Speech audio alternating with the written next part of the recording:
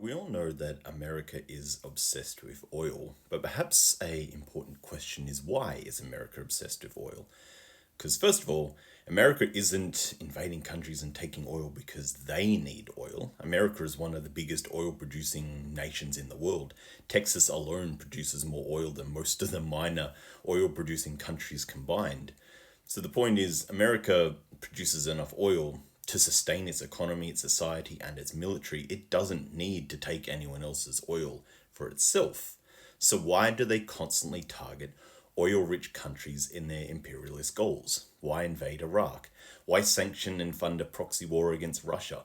Why vilify, sanction, and endlessly destabilize Iran? Why does Nigeria have well funded militant insurgents despite being a fairly stable country? Why is Indonesia in massive debt to the IMF despite being one of the most resource rich countries on the planet? Why endlessly attack and accuse Venezuela of having fraudulent elections when America doesn't even care about the massive electoral corruption from its own allies? Like, what do all these countries have in common? Well, what do you think? America's obsession with oil is rooted in, and I know you're not going to believe this, capitalism. America doesn't need to ensure its own access to oil. It just wants to control everyone else's access to oil. It's about establishing monopoly and control of this very, very important strategic resource.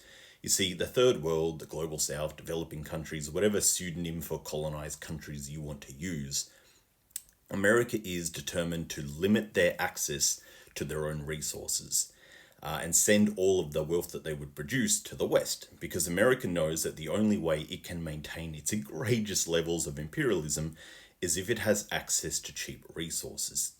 And that means no one else can use them, because if the third world had access to their own resources, they would actually develop, and build up their own industrial base, and they would start having to use their own resources. Capitalism can never allow this to happen. Capitalism needs stolen resources to maximize profits. So that's why America has military bases all over the world. They are the security guards for the corporations stealing all of the resources and purposely keeping the third world destabilized and impoverished.